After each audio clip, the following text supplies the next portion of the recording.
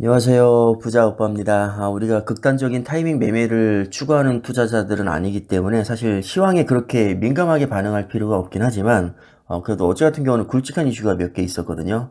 간단하게 시황을 한번 보겠습니다. 자, 일단 3대 지수는 모두 올랐습니다. 다우존스 0.4%, 나스닥 0.7%, S&P 500 0.75%. 정말 의외로 3대 지수가 모두 상승을 해줬는데 S&P 500 맵을 잘 보시면 마이크로소프트가 거의 4.4% 폭락했거든요. 반면에 최근에 미친 듯이 폭락했던 테슬라는 5%또 급등을 했습니다.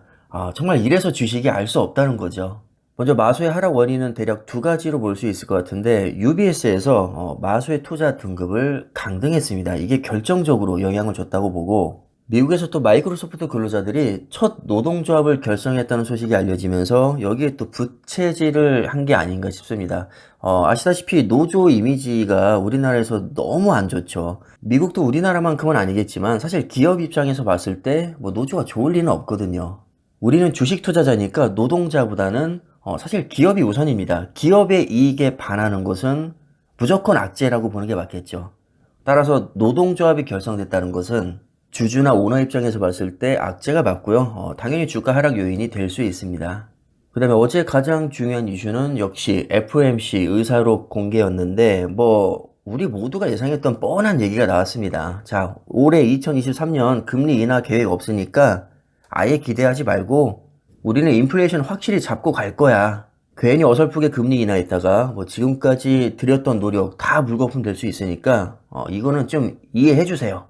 다음번에 금리를 몇 프로 올릴지 딱히 힌트를 준 것도 없었고 특별한 내용 없었습니다. 어떻게 보면 매파적인 발언을 한 건데 사실 이 정도면 폭락해도 이상할 게 없는 상황이었는데 다행히도 3대 증시가 오히려 상승으로 마감을 했죠. 자, 이것으로 봐서 이제는 사람들이 더 이상 연준의 금리 정책에 그렇게까지 민감하게 반응하는 것 같지는 않습니다. 자, 이제는 인플레이션이나 금리 인상은 약발이 어느 정도 빠지고 경기 침체를 걱정해야 되는 단계가 아닌가 싶습니다. 자, 뭐든지 너무 오랫동안 지속되면 단물이 빠지기 마련이죠. 자, 러시아 우크라이나 전쟁 요즘에 신경 쓰는 분들 계신가요? 별로 신경 안 씁니다. 왜냐하면 이제 일상이거든요. 심지어 핵을 쏜다고 해도 이제는 별로 놀라지도 않습니다. 주가 폭락하지도 않고 미사일을 쏘든 말든 그러려니 합니다. 지금 분위기로 봐서는 전쟁이 끝나도 딱히 주가가 급등할 것 같지도 않습니다. 옛날에 한참 전쟁이 진행 중일 때는 전쟁 끝나기만 하면 주가 폭등할 거야. 그러니까 조금만 참자. 이런 기대감이라도 있었는데 이제는 그런 느낌도 없죠. 자, 인플레이션도 마찬가지. 연준의 금리 정책도 별 느낌도 없고 감흥도 없습니다.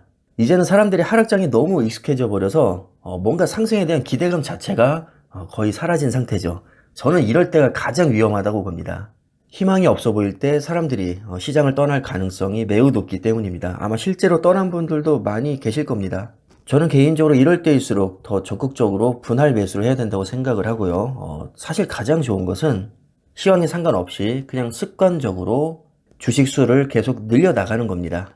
그래야 상승장이 왔을 때 큰 수익을 낼 수 있고 궁극적으로 복리 혜택을 누릴 수 있기 때문입니다. 결국 이 모든 것의 전제에는 주가는 장기적으로 우상향한다는 게 깔려 있는 거죠. 제 말이 정답은 아니니까 참고만 하시고요. 어차피 주식은 본인 생각대로 하는 겁니다. 각자가 현명한 선택 하시길 바라겠고요. 영상 마무리하겠습니다. 감사합니다.